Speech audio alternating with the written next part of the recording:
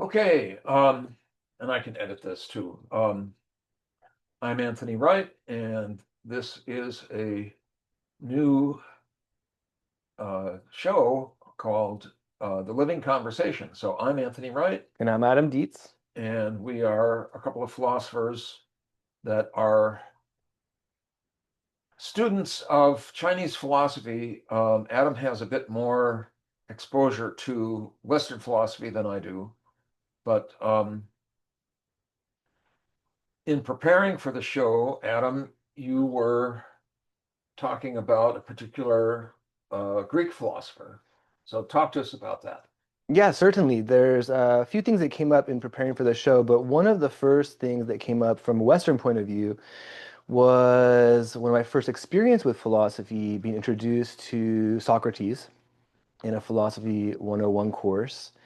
And my professor, Dr. Howard Muller, was very forceful in introducing Western philosophy in a way that helped us young freshmen really open our minds as much as we could. And that was San Jose State? San Diego State, San Diego State, yeah. thank you.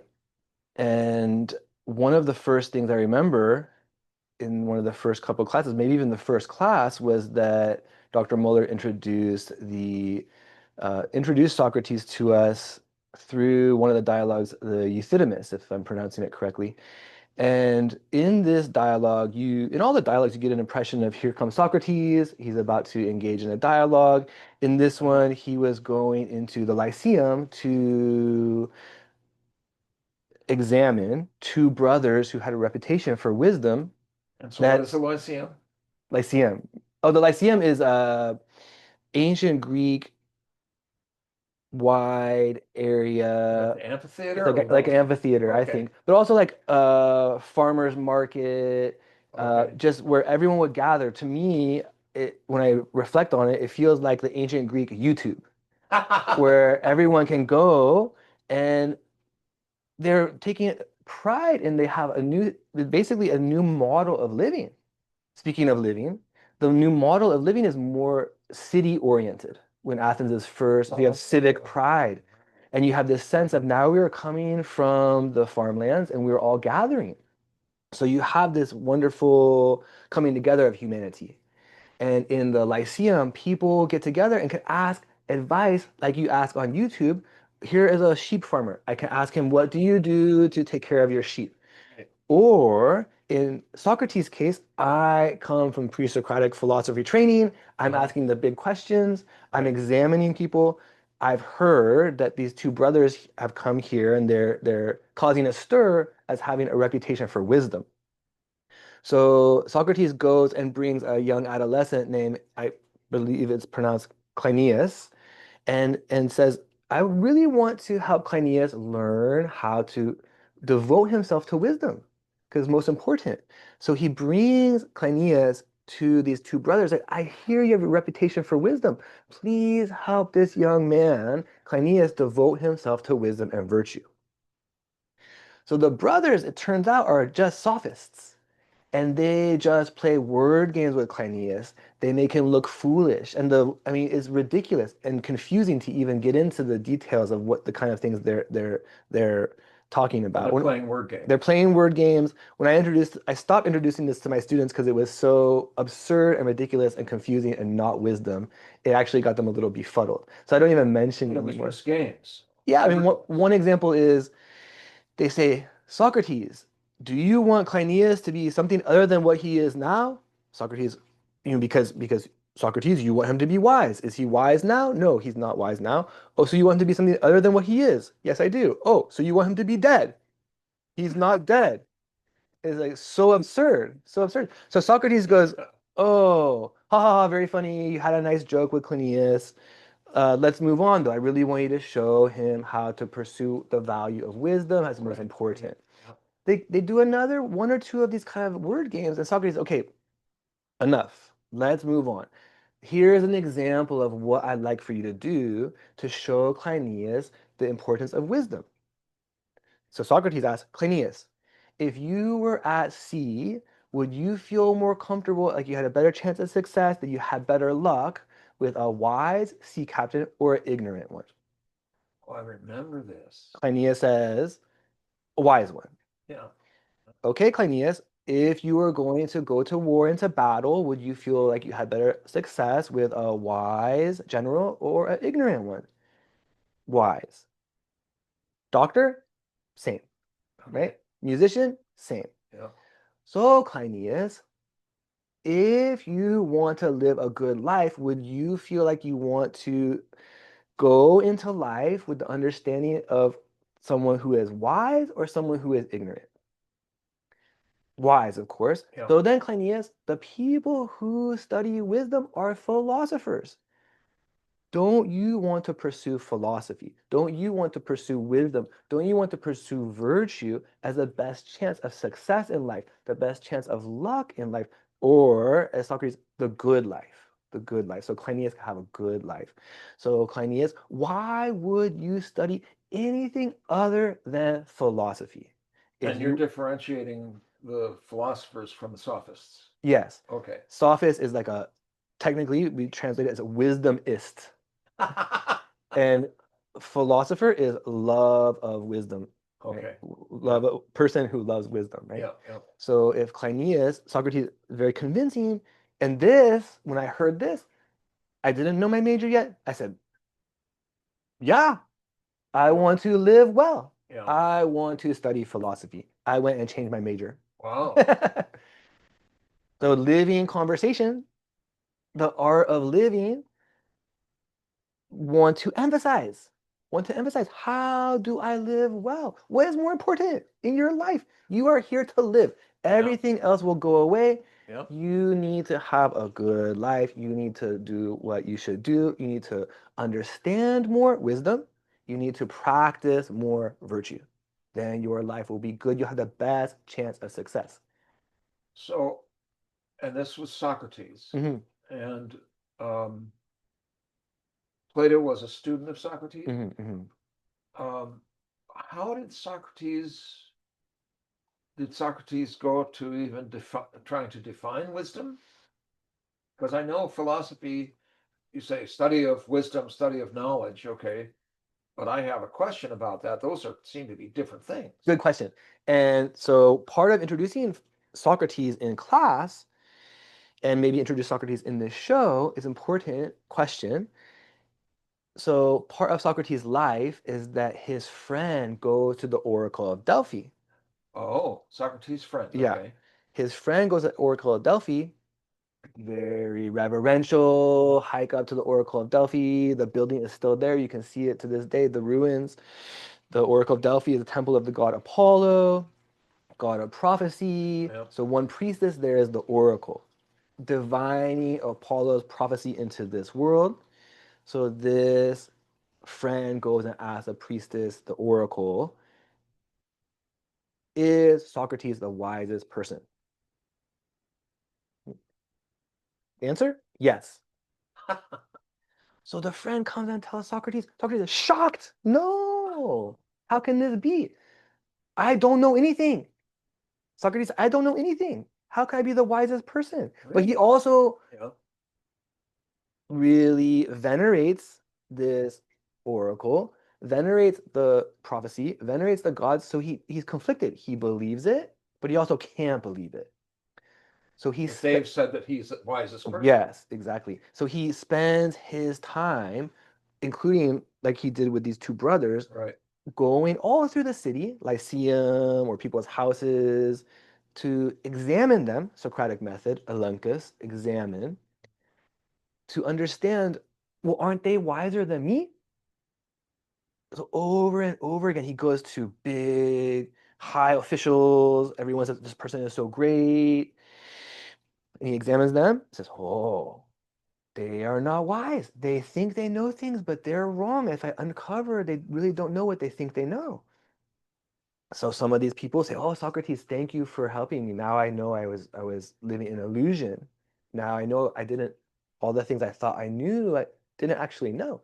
Others feel very challenged by him, get frustrated, get out of here, Socrates, you're challenging my authority and my Right. Right. status. But he continues on. He asks some politicians, some businessmen, some artisans, and he finds in their own way is always the same. They think they know They something. think they know. They think they know, Okay. but they don't. He examines them and uncovers what they thought they knew is not what they thought it was.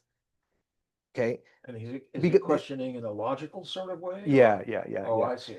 So similar to what we said with Cleinias earlier, Cleinias, would you prefer to go to sea with a wise sea captain or an ignorant one? Very logical. Oh, a wise one. Then progress. Okay, I've had a premise, conclusion. Right. Now we can take the conclusion and make it into the premise of the next part of the argument.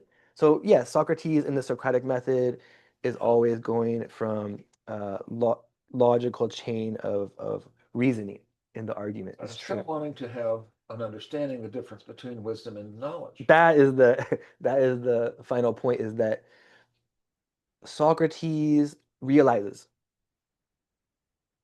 all these people think they know something and they didn't know anything. Myself, Socrates, I am better. I know one thing. They know nothing. I know one thing. I know that I know nothing. Socratic ignorance. Socratic ignorance. They call it Socratic ignorance. The knowledge that you don't know anything. So he has one advantage over all the people who were deluded and closed-minded. He knows nothing. And the students say, well, Socrates even died for his values. Yeah, you did. Absolutely. So how can he say he knows nothing? He's always willing to re-examine the things he thought he knows, even on his deathbed. Open mind. He will say, is wisdom important? Maybe not. Convince me that it's not important. Even on my deathbed, I'm willing to listen. If virtue is not important, convince me. I don't know anything. So virtue was in there. Practice of wisdom. As a practice of wisdom. All right. And yet I'm continuing to be interested in, does wisdom stop being wisdom when you attempt to define it with language?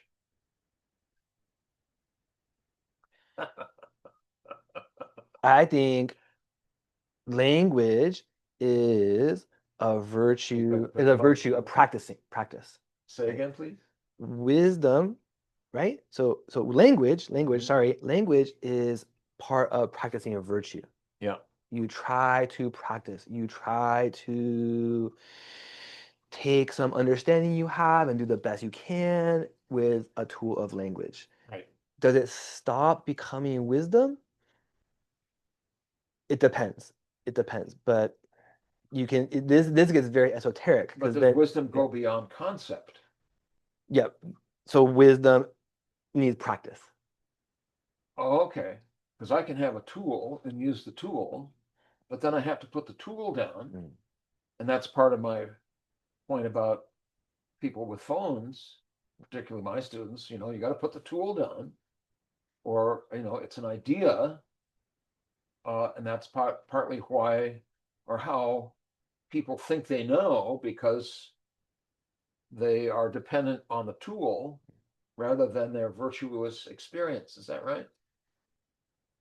Yeah, people get attached to words.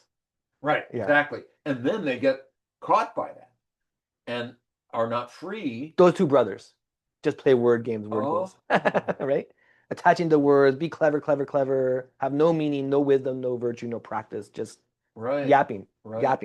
Well, sounds like what's coming over the YouTube, and with all these different offerings about not knowing what is real. But you say you tell your students, put your phone down. Humanity always has some wisdom. So sometimes it becomes more popular, more humanity is showing itself that actually it's cool to be offline. Okay. Right? And then look at the forest. The wisdom of youth also knows they're constantly bombarded. They have a word for it. I just use yapping. That person is yapping. Okay. We know this word, of course, but it's coming back as a trendy yapping. My kids talk about it. Well, now that we've been yapping for a while, we have to take a short break. Okay. I'm Anthony Wright. I'm Adam Dietz. And we are talking in the Living Conversation, which is the first of hopefully many of these shows. And thanks for listening, and stay tuned. So, you want to continue, or? Yeah, whatever you think, man. Okay. Do you feel good about that? I do. I do want to go further into, and I had the time. How do we do on the timing? Yeah. Yeah, I had the timer on. We had, that was about 14 minutes. Good job cutting off just almost perfect. Oh, no, I mean, I'm used to this. That's So, great, man. And then the only thing I would like in the rest of the time is if we can, I mentioned before, if we can just circle back to the Chinese. Oh, yeah. Moving, yeah. Absolutely. So, and there's no pressure, no rush. I just want to double check. So, let's go again, and this is and you know what I think I'm going to do is the bright, and I can edit this out. That's much better. Oh yeah, that's much better. I didn't dress well enough. Oh no, you're fine, man. I mean, this is one of the things that I notice with Brian Tyler Cohen. Yeah. He used to dress in a coat and a tie, but then after the election was lost, and the workers are going, now he's just showing up in a hoodie. Yeah. You're part of the underground now, right? Yeah. So, and let's see. I think because the light is not as good as it was. Is that okay? Does that bother you? It's in your eyes a little bit? Not really. Okay, because you're lit better that way. Okay. See my complexion? No, it's cool. Okay, here we go for part 2. I'm Anthony Wright, and I am your co-host today with Adam Dietz. And we are talking in the Living Conversation about starting in our first show, I guess, foundations of philosophy. Yeah. So before the break, Adam, we were talking about the difference between knowledge and wisdom. And in a way, when I was doing my research, those people who I'm what I would call a brain hemisphericist, right and left brain, and looking at the work of Dr. Ian McGilchrist and Dr. Jill Bolte Taylor, that's a little more complex than left and right brain studies from probably 20 years ago. But it seemed like the STEM fields, the science, technology, engineering, and math people, were caught by their language, by the tools of language.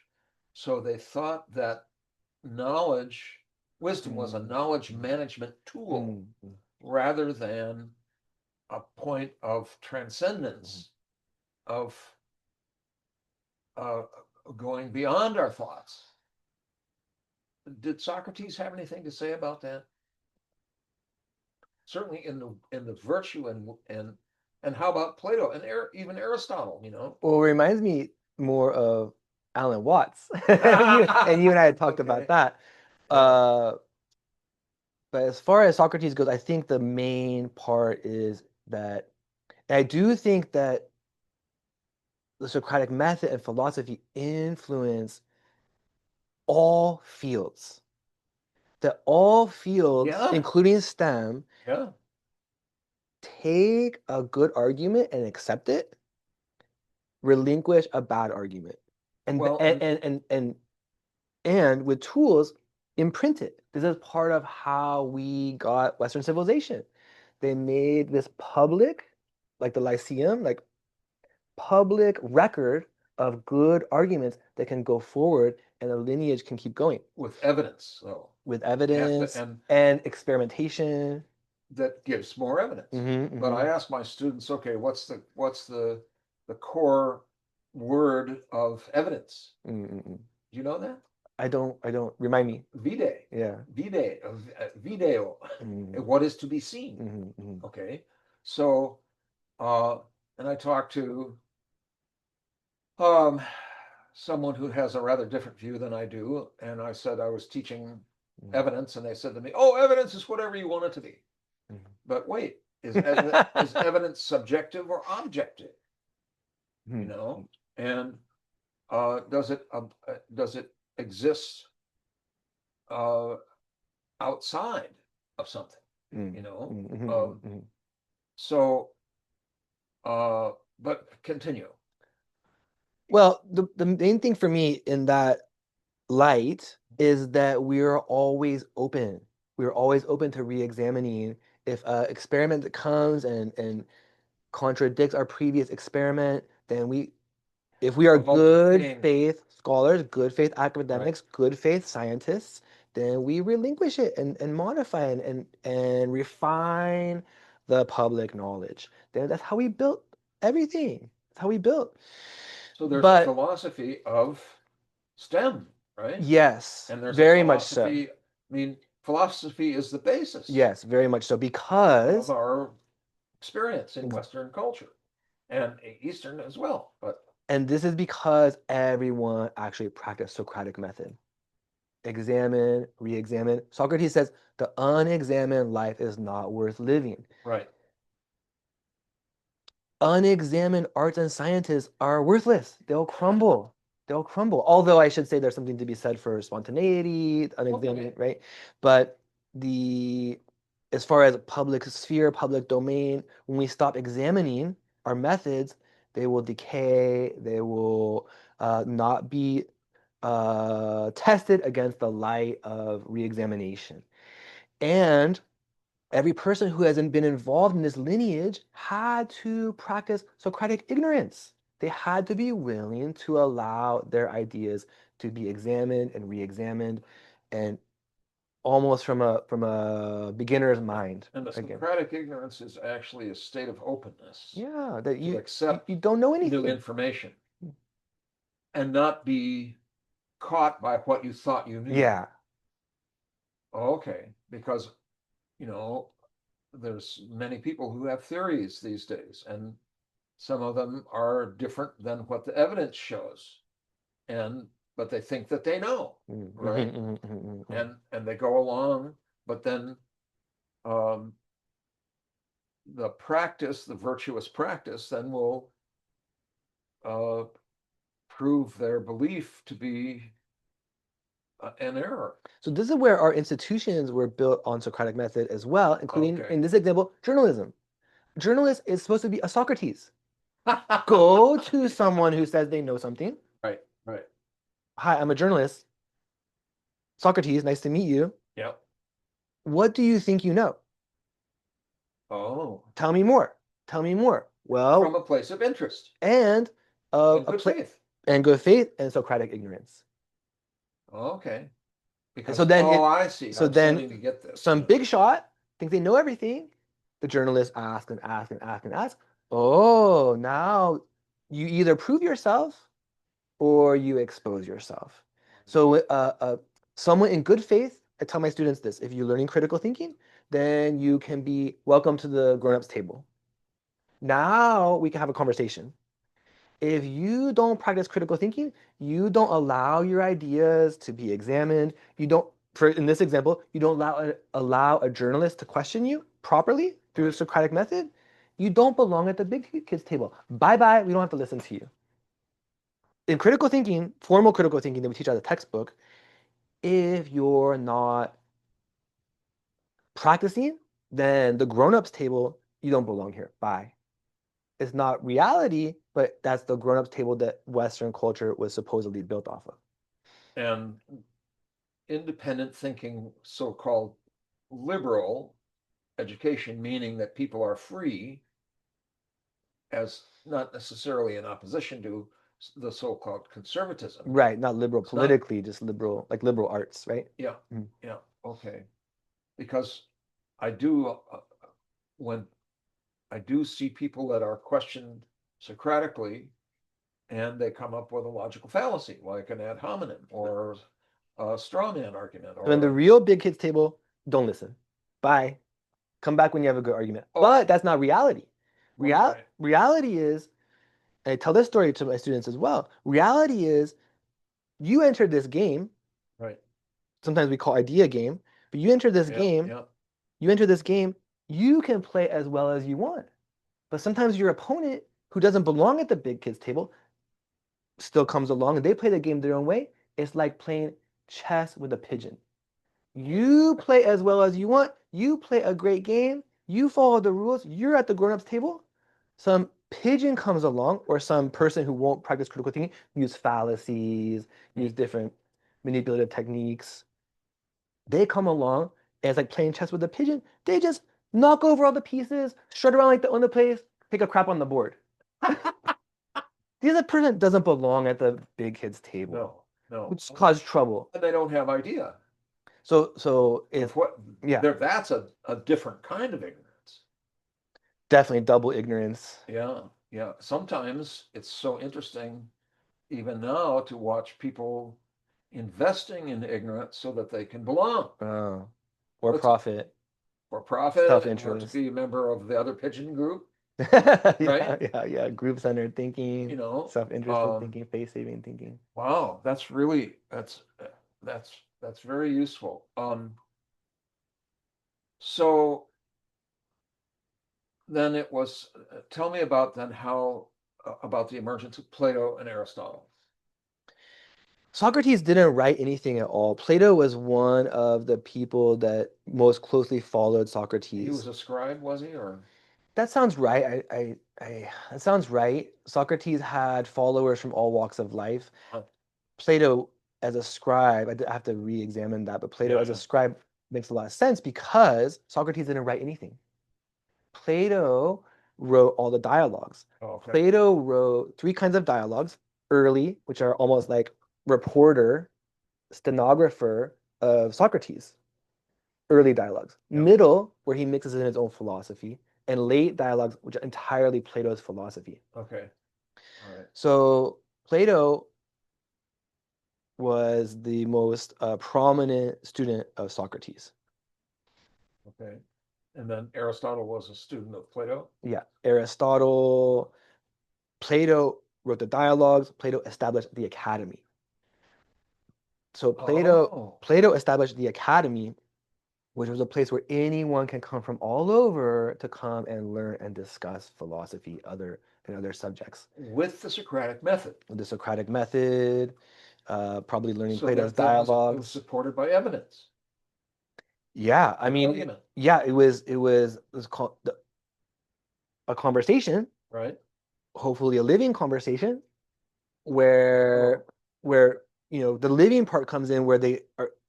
I don't know this part, but an idealized version is right, the conversation occurs in the academy, and right. then the living part goes when they go out. So Oh, I see. the Okay, conversation comes in the academy, increase, uh, tap into your wisdom, then go into the life and practice virtue. So living conversation, but the academy allows everyone to have this conversation using Socratic methods, Socratic ignorance, and as far as evidence goes, it was more one unique aspect of philosophy is you can prove things just through logic, just through reasoning.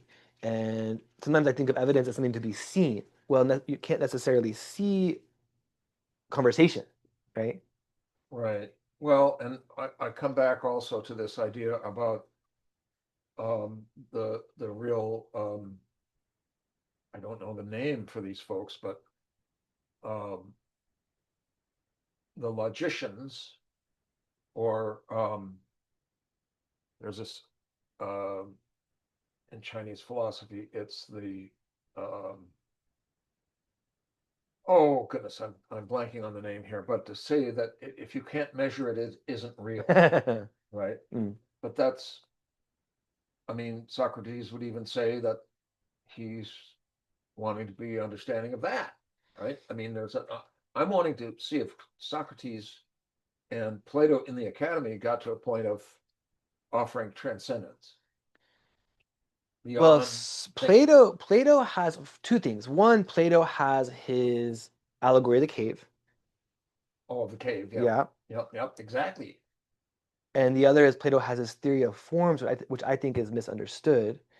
Um, allegory of the cave, if we should go into that, I don't know. Well, I think it's good because we're coming up on a break Mm, here, and it would be good for people to go take a look at that. There's several really good YouTube things, and mm. so you could search it on YouTube, Allegory of the I'll just Cave. say this. Allegory of the cave shows a path from ignorance to transcendence. One Yeah. one translation that my professor recommended says it's the upward journey of the soul. Oh, that's That's nice. the translation we use in the Yeah, Allegory of the Cave. yeah, yeah. Well, we're coming up on a break. I'm your co-host today. I'm Anthony Wright, I'm Adam Dietz. and we are in the Living Conversation. So stay tuned. We'll be right back. So how's this? This feels. That's This is good. perfect, Good. perfect. Like we Okay. always thought we just have a conversation. I Yeah. will ask, I don't know if you want me to discuss things you're working on more, or you want to have a way to do that, because I'm not an interviewer, but if there's a way that you want to, 'cause Well, I'm sort of coming in about this, okay. and I'm, And I don't know if I'm doing well at taking those cues from oh you no, or this is great, man. I'll just kind of leave that to you to Yeah, no, manage the flow. uh, And if you feel like you want to, take the reins more, I'll easily back off. right. No, this is fine. So what I want to do then is go into Chinese philosophy. Okay. And Yeah. I would just want to have like maybe 30 seconds of a closing words just to thank you and to Oh, and to uh well, to appreciate this opportunity to keep working in this way. okay. Yeah, that's fine. Mm. All right. So I'm going to start this again. Um, I'm Anthony Wright, your co-host, And and I'm Adam Dietz.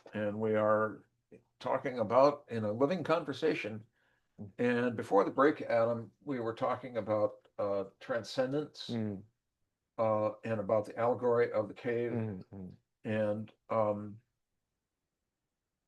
just sort of to close out the, what we've been talking about with Western mm. philosophy. You had something that you wanted to Well, offer. there's a few things. One is that, and hopefully I'm getting at what you were referring to, but one is that this is the turning toward philosophy is turning away from ignorance, reorienting your perception away from ignorance, illusion, toward reality, an upward journey of the soul toward reality. Mm-hmm. And as you are able to understand things in a more and more pure way, then you're able to transcend any illusions you might have. Then you're able to understand the true nature of all things. This, I think, is what Plato. I try to often give philosophers grace and be a friend of theirs. Right. And I feel like Plato, his theory of forms is very misunderstood. I feel like Plato is trying to tell us that if we have enlightenment, that's phrasing that's also used in the translation, Arthur Grubb maybe, Okay. uh, the translation that I first learned, they use enlightenment language, they use upward journey of the soul language. And I feel like Plato is trying to say, if you take this upward journey of the soul, you will transcend, you will see the purity in all things.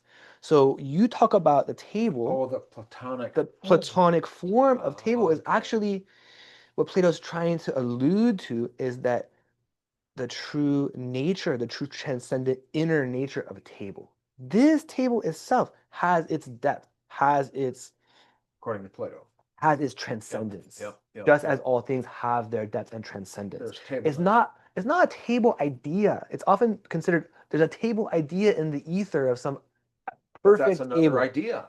And that may or may not be the case. That may not be true, that that's actually what Plato says. I'll leave it to scholars of Greek and Plato to get at. But Okay. trying to be friends with Plato, trying to, I think, help move the conversation along, Yeah. I feel like is transcendence. When you have enlightenment, you can see your true self, you can transcend your old self. And when you can Yeah. see your true self, when you can transcend your old self, then you can see the true self of other things. You can see in this case, the Platonic form, the true self of this cup.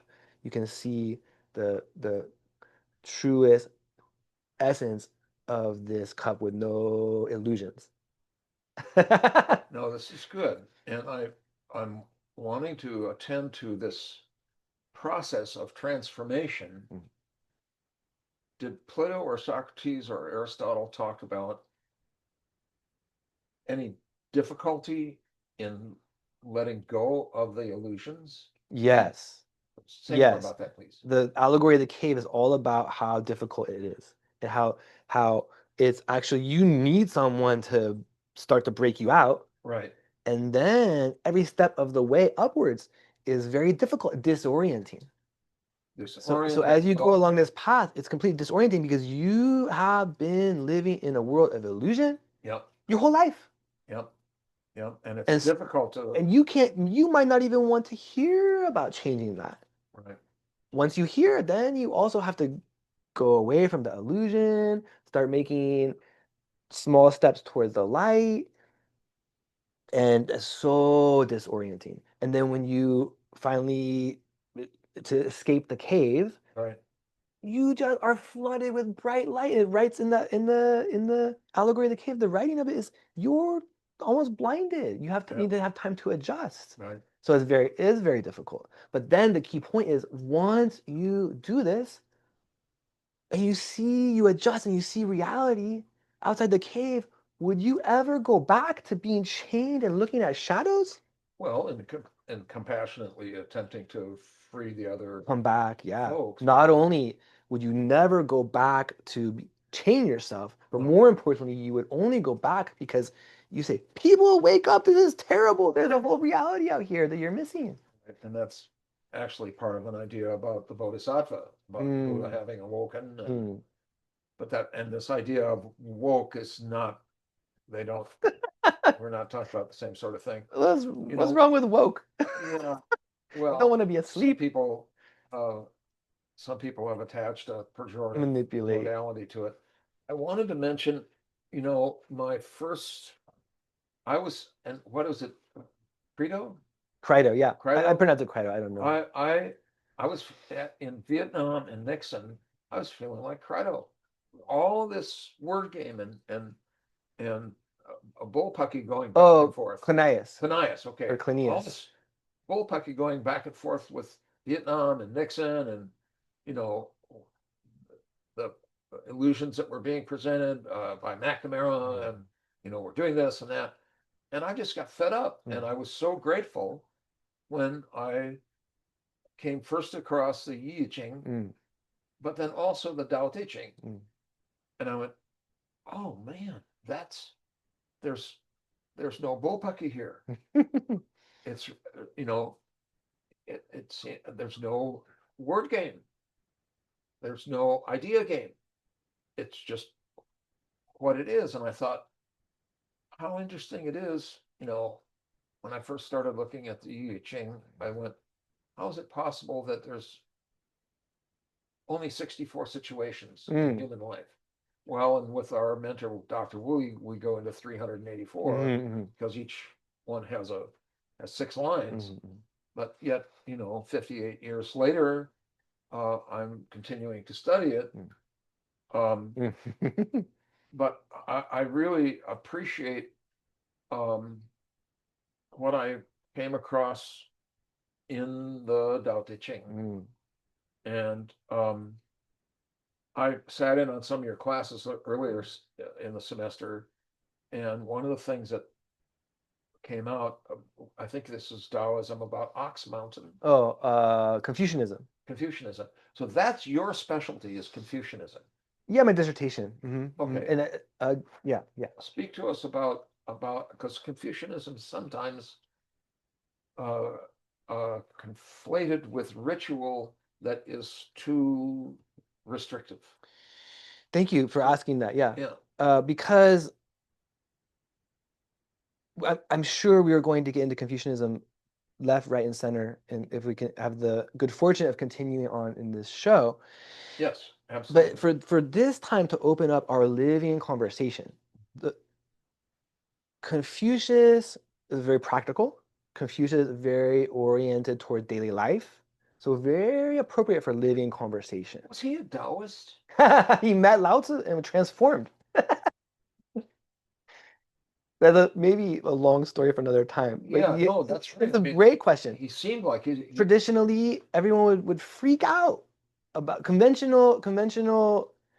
Well, it's a whole different story. But conventionally, there's higher level scholars that would certainly understand he was a Taoist, actually. Maybe that's controversial because oh, most people think at the common level that Confucius is for propriety and Lao Tzu is a wild rebel. And they hate each other, bang heads.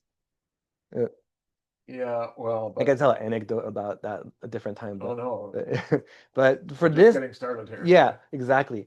For this living conversation, though, the spirit of Confucianism is, is joy And humanity, right? in humanity. The humanity. I mean, First of all, I'll say that in Chinese philosophy, what comes first is most important. right, What exactly. so in one of the most important, the four books of Confucianism is the Analects. Yep. And what is mentioned in the Analects is part of this joy of humanity. That human beings are, we can get into this later, social creatures. We are meant to interact with other human beings. Yeah. One of the key virtues of Confucian philosophy, the key virtue that encapsulates all other virtues is the character humanity. Two people that Yeah. we have been made by heaven into human beings, and our work is to interact with other human beings. Yep. And so the first lines of the Analects, most important, first comes most important, is to say that when many friends come from afar to practice and in time, sorry, to learn together and in time practice what they have learned, is that not joy? And I want to say I'm so grateful for all of you who are tuning in, as am I, to have Adam in my home. It's a real joy to have you here, Mm, and hope that you continue to join us mm. in this experience of exploration of humanity. Because it's So, a joy. yeah, It's a absolutely. Confucian That's why joy. we do Yeah, this. exactly, exactly. So continue, please.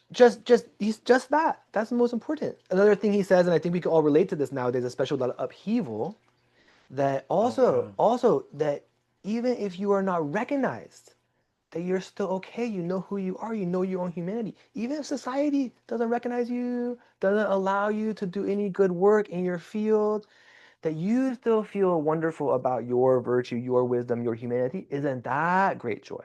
Right, But right. this is like living conversation. Great friends coming from afar, thank you for joining us, right? Yes, and thank you. And isn't it joy to come together and learn and in time practice what we have learned, even if no one recognizes? Isn't that great Confucian joy? That's also the foundation of the academy, Mm, mm, mm, mm. Good point. of our wisdom traditions. So Aristotle was Okay. a product of the academy. Aristotle wrote a book of logic, a book of ethics. Anyway, book of ethics says that we are living this life. Shouldn't we know the goal? So what is the goal of Oh, life? yeah. So the goal of life for Aristotle, you can ask yourself, what is the goal of life? Okay? There are many different answers you come up with. For Aristotle, every answer you come up with is just a goal to the greatest goal. And the greatest goal is happiness, which relates back to joy. Yeah. And I also want to say, I really appreciate Anthony Wright, Dr. Wright, sometimes in this be honorific, all your experience, all your technological know-how. Really so thankful and joyful about this opportunity to have a living conversation. Yeah. Well, I'm grateful for you to come here, because to have this conversation is where it shows up, Mm. you know. So thank you also. We're going to have to take a short break. I'm Anthony Wright, one of your co-hosts, I'm Adam Dietz. and we're having a living conversation. So stay tuned, and we're going to be right back. So great. Okay. And You want some? no, I not at the moment just need here. to warm up a sip here is all. Yeah. Hopefully I'm not too caffeinated. Well, that was my thing. I was getting really cranked. Adrenalized? Pardon me? Are you adrenalized? Well, yeah, I actually, there's a thing that I have what are called ocular migraines, and Oh and there's no no. pain involved, but I get these herringbone patterns through my visual field, I've had that before, but with pain when I was a teenager. Yeah. Anyway, so here we go for the last part. Okay. Okay. So, I'm Anthony Wright, your co-host, And I'm Adam Dietz. and we are co-hosts on the Living Conversation, which this is our first venture, and we've been talking about in the first half of the show Western philosophy, and in the last part we were talking about the beginnings of Chinese philosophy and Confucius, and how I was so grateful to have run into the I Ching and to the Tao Te Ching when there was all of this sophistry word games, in 1969 when I was, coming through the same time period in my life that many of our college students were coming through. Um, uh, just a mention in future shows, I do want to go into. I feel so strongly about the difficulty that many of our students that are 18, 19, 20 are going through because of COVID and because of smartphones. And it's a dopamine addiction, and it's this isolation, and it's the technology. And I think you've had this experience, but I have been so grateful to have had the experience to actually notice when people choose to come out of their cave, man. It's really striking about how they put the phone down, how they come together with other young people and start to have a good time, not in the technology. So, anyway, we were talking about Aristotle, and the main goal he said about is happiness, and that's also, I think, our young people are being robbed of their happiness, as are many of us that get pulled in by the algorithm about keeping the attention focused on the technology so we can be sold more stuff. But I want to come back to, and I don't remember if this is in the Tao Te Ching, about people will come to these forms of philosophy, and uh, there's three categories of people. Would you speak about that? Yeah, Tao Te Ching, Lao Tzu. He says there's three levels of scholar. Right. The highest level of scholar, I'm sure our audience hears Tao and wants to learn Tao and merge Tao, the way. Wants to learn the way, the highest knowledge, right? Wants to learn Tao, learn the way, learn Tao, and in time practice it, merge with it, right? Merge with it. That's the highest level. A middle level scholar hears about Tao and says, oh, does it exist or not exist? Let me research more. Let me look into it, see if it's true. Yeah, is there any evidence? Let me try to use my linear thinking to delineate and decide if it's true and go back and forth. It's okay. It's okay. Mid-level. Low-level scholar. Low level in Chinese philosophy is like just seek a profit, just personal gain. So low level scholar just hears Tao say, ha, scoff. Lao Tzu, scoff. Tao, silly nonsense. Yeah. So, but then they suffer because Tao exists. If you don't want to understand Tao, you don't want to merge with the movement of Tao, reverse and return, you don't want to allow yourself to practice function of Tao, weakness, empty your mind, then you will suffer. You're swimming upstream. If you don't, and you may knowingly or unknowingly practice in harmony with the Tao. Maybe you have good instincts, maybe you have good intuition, maybe you are in harmony with Tao just in your own method, your own research. Good. You're practicing with a force of the universe. And actually, there's many scientific parallels we can draw in later episodes. Even into quantum physics. The law of thermodynamics. but we'll go later. But right now we say reverse and return. So every action has an equal and opposite reaction in one scientific. But yeah, if you want to work with this method, then you will merge with something constant, eternal, that is in all things. Your work can much more easily go everywhere, be timeless. Right. If you work against it, you will exhaust yourself. Your work will be temporary. Your work will crumble. Yourself will crumble. Yeah, one of my cameras just made a noise. That's why I was distracted a little bit. But one of the things also that I even tell my students about what Dr. Wu told us, he says, we can't know the Tao, but we can know the function of the Tao. And the function of the Tao is to make space. And that is our intention here with this show, is to invite you to make space to attend to what seems to be showing up, to what seems to be the momentum and the action and return that's outside of thinking. Well, sometimes what's showing up is, can I do the dishes? Right. We all have a common humanity. We eat, we drink, we clean, we interact. So sometimes what's just showing up is your own personal experience.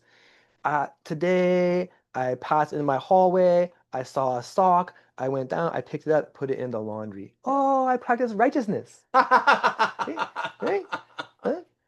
Huh? Other times, oh, I passed by the sock, I was in my own head. Yeah. Oops, missed opportunity. Yeah. It comes to me again, I'm trusting my unconscious mind to ask you about Ox Mountain. Oh yeah, Mencius righteousness, Ox Mountain. Yeah. So this I mentioned. What's the story? Yeah. And Mencius was one of the 4 books. Yeah. And was he a contemporary of Confucius? He was taught by Confucius' grandson. Grandson. Grandson. There's one line about Confucius' son.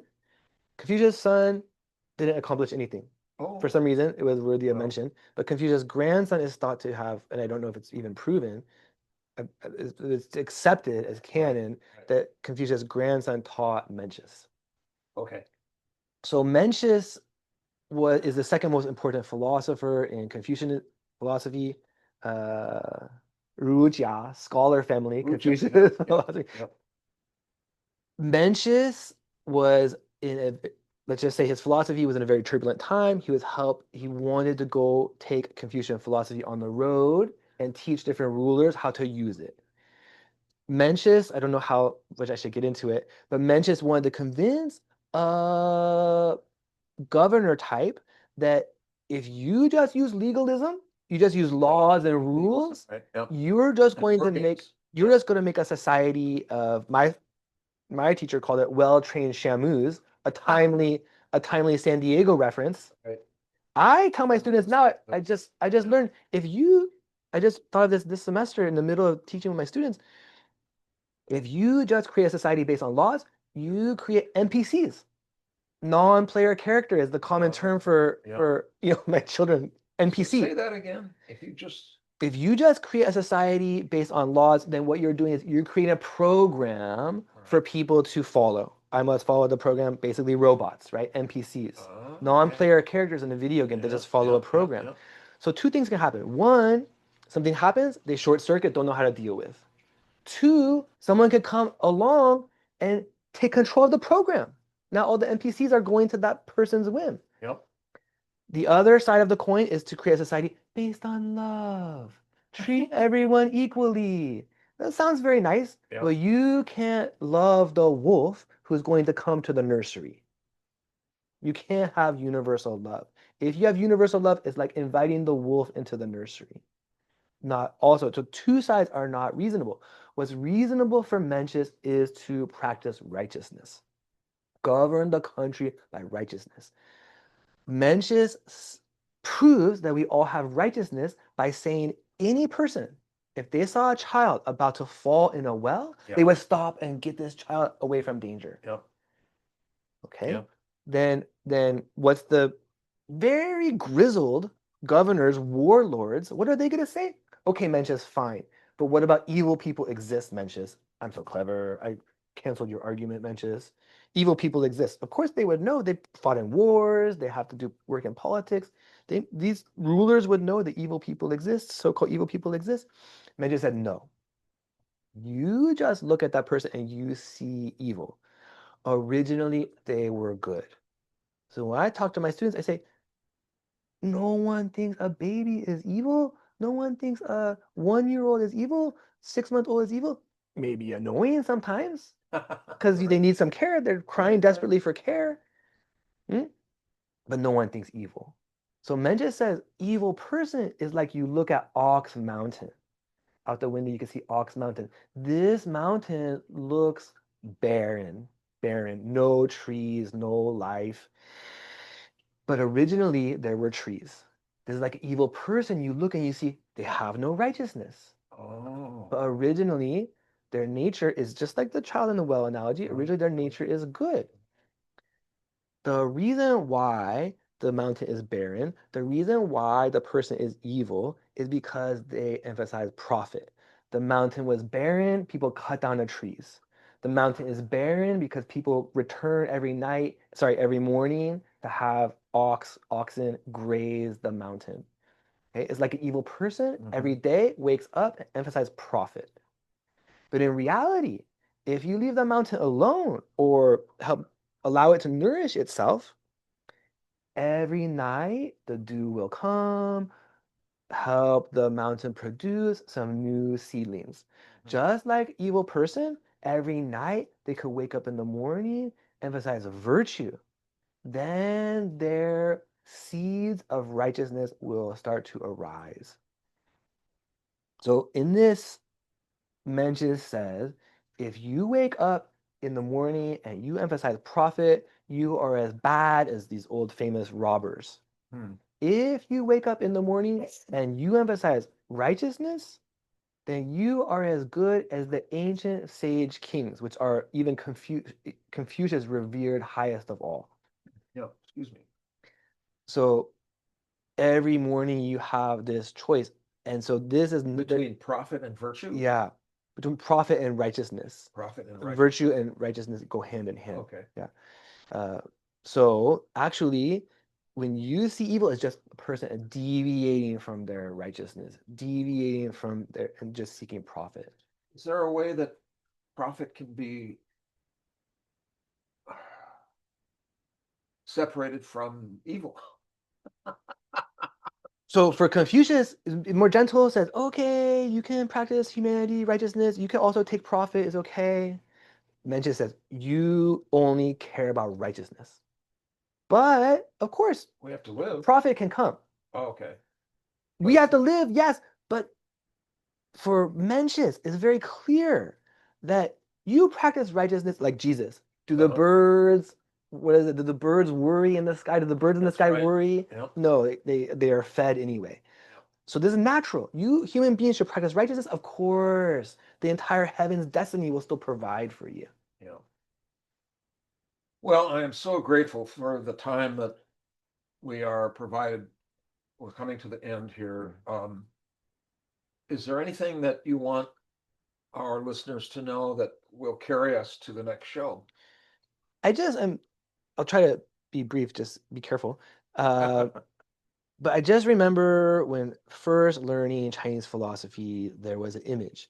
The image was, and this is our first session, so I feel like it's noteworthy. The image is of, and there's also a song that our very traditional teacher played for us called Lofty Mountain and Flowing Water.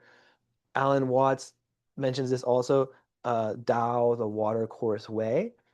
The image and the song is to elicit the image, the idea, the feeling of a beginning of a long journey. The beginning of this long journey is like some raindrops come from the heavens onto the top of a mountain. This water accumulates, other waters come to it, and it journeys down a mountain stream. And first, the journey is very full of twists and turns, and the water goes this way and that. Maybe it sets and stops in a pool for a while and has to overflow, but the water keeps going, keeps flowing.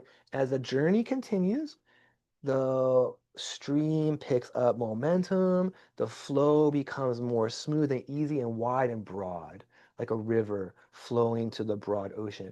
This is like a journey of our living conversation. This is like a journey of learning philosophy. This is like a journey of learning Chinese philosophy. First, you begin to learn, challenging, go this way and that. Maybe you go a little bit this way or that way. But as you practice longer and longer, it becomes more broad, more smooth, more easy to practice.